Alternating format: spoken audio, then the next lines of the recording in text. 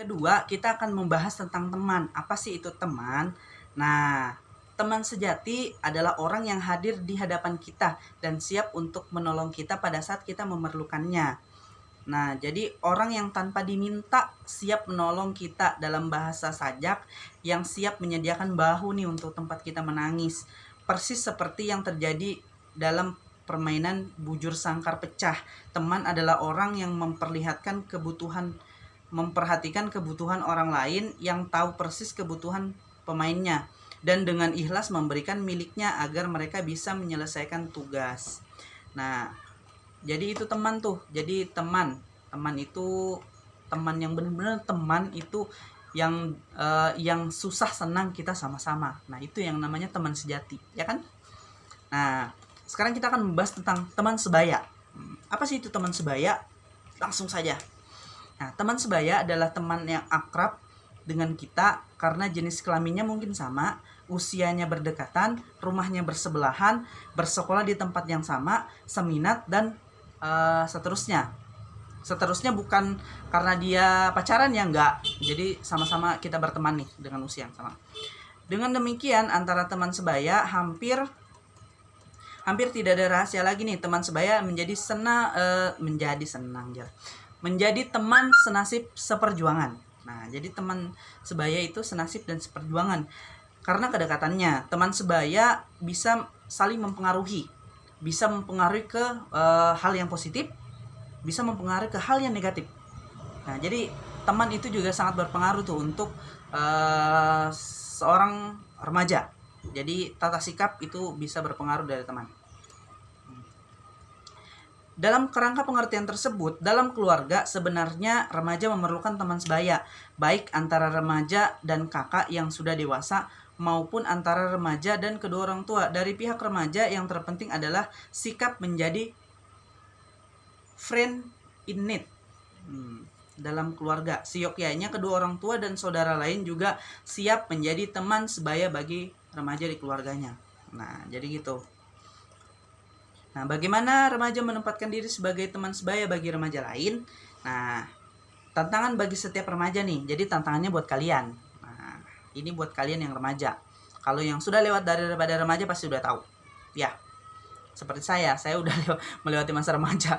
Udah over kalau bilang remaja gede. Yeah. Jadi yang pertama itu mencari dan mendapatkan teman sebaya yang saling mengajak pada kebaikan, bukan mengajak pada keburukan. Nah, itu tantangan yang pertama yang harus kalian lalui ketika kalian menjadi remaja. Nah, yang kedua itu menjadi contoh bagi teman sebaya lain, baik dalam sikap maupun kepribadian. Jadi kita bagaimana caranya menjadi contoh yang benar dan baik dan benar untuk teman sebaya kita.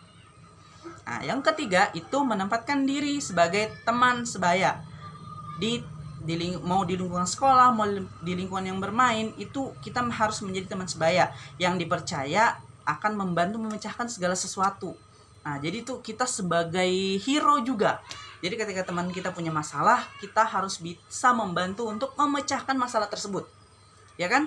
Nah, jadi kita harus membantu memecahkan masalah teman kita. Jadi kita harus bisa nih menjadi teman curhat bagi teman sebaya kita. Jadi kita harus bisa memberikan bahu kita nih, sini. Nah, jadi jangan cuman buat pacaran doang bahunya. Sementangan itu ceweknya dipakai terus untuk bersandar. Jangan.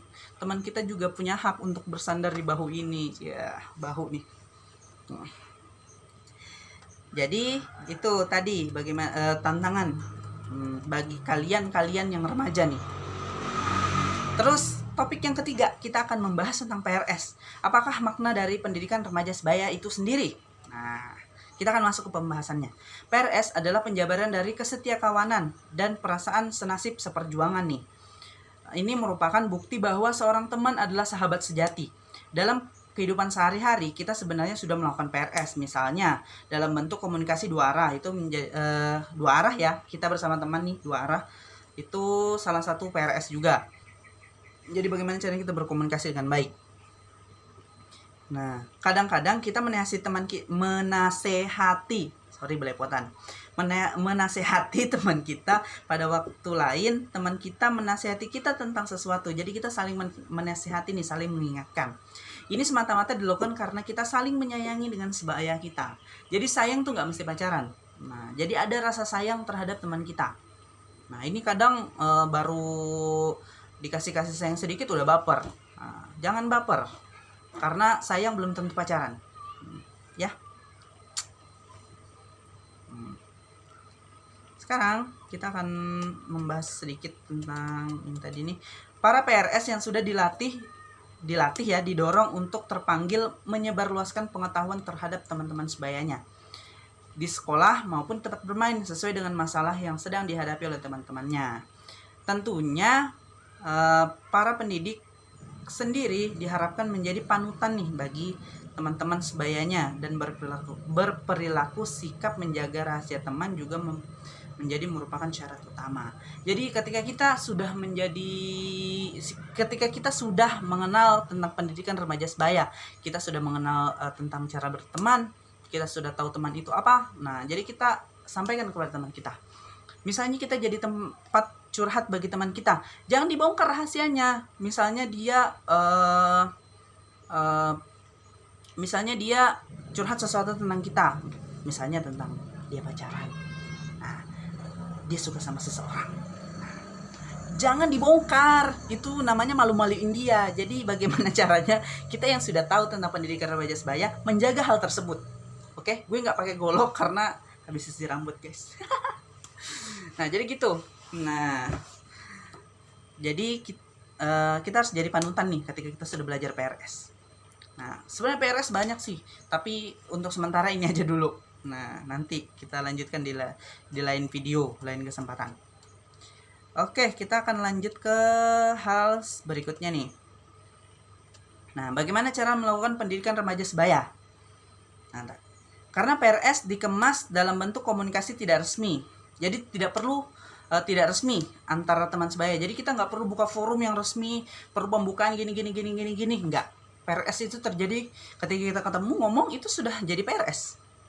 Nah, jadi itu udah jadi suatu komunikasi, bukan PRS, komunikasi. Nah, jadi tidak ada cara yang baku, yang monoton, yang harus misalnya kita harus punya format gini, enggak. Nah, jadi ketika kita berkomunikasi dengan teman sebaya itu santai. Nah, kita ngomong santuy gitu. Nah, PRS dilakukan dengan tahap jadi gini, di dalam PRS seyogyanya kita jadi biasanya yang terjadi di PRS gini, ada beberapa tahapan yang terjadi. Nah, kita masuk ke tahapan yang pertama. Apa itu tahapan pertamanya? Yaitu tahap penerimaan. Nah, di tahap ini penting adalah mendengarkan keluh kesah teman kita. Nah, jadi sebagai teman curhat, pertama kita harus ngedengerin dulu, walaupun kadang ceritanya itu garing atau kita nggak suka. Nah, tapi bagaimana caranya kita bersikap seolah-olah kita mendengarkan dengan baik apa yang dia sampaikan, apa yang dia curhatkan kepada kita. Karena kalau kita nggak dengar, kita nggak menyaksikan, bagaimana kita memberikan saran, ya kan? Nah, jadi tahap pertama itu tahap penerimaan. Nah, jadi kita harus menerima dulu nih, apa sih sebenarnya masalahnya dia. Nah, masuk ke tahap kedua itu adalah tahap kita mulai memasukkan sedikit-sedikit ide kita. Ketika kita tahu masalahnya ini. Nah, lalu kita berikan dia ide. Ide dengan otak kita harus diperjalankan. Nah, ketika kita memberikan ide, itu juga jangan langsung kayak kita nonjok. Jangan. Harus pelan. Nah, itu. Jadi pelan. Jadi pelan-pelan kita masukkan ide nih. Kita masukkan apa sih namanya? Kita pengaruhi dia dengan ide kita. Tapi idenya harus benar ya. Jangan ide-ide yang menjerumuskan dia. Jadi bagaimana caranya kita memberikan ide? Masukkan kepada dia. Oke. Nah, setelah kita sudah memberikan ide nih. Ide bentar, dihilang nih slide-nya. Nah, setelah kita masukkan ide tadi, lalu kita masuk ke tahap pemeliharaan. Nah, ide yang sudah masuk tadi dipelihara nih. Ini karena pembentukan dan perubahan perilaku. Karena itu bisa berpengaruh dengan kepribadiannya dia. Misalnya dia curhat tentang masalah mungkin dengan keluarganya. Nah, jadi gitu. Jadi kita harus memelihara ide tersebut sehingga terrealisasi dengan baik. Jadi kita harus menjaganya tuh. Nah, kita pantau terus. Nah, jangan sampai dia apa sih, kalau bahasa Banjar tuh tercelobok. Tercelobok jar. Nah, ujar bahasa Banjarnya itu gitu. Nah, terus itu usahakan agar tetap melihara ini, disamarkan aja.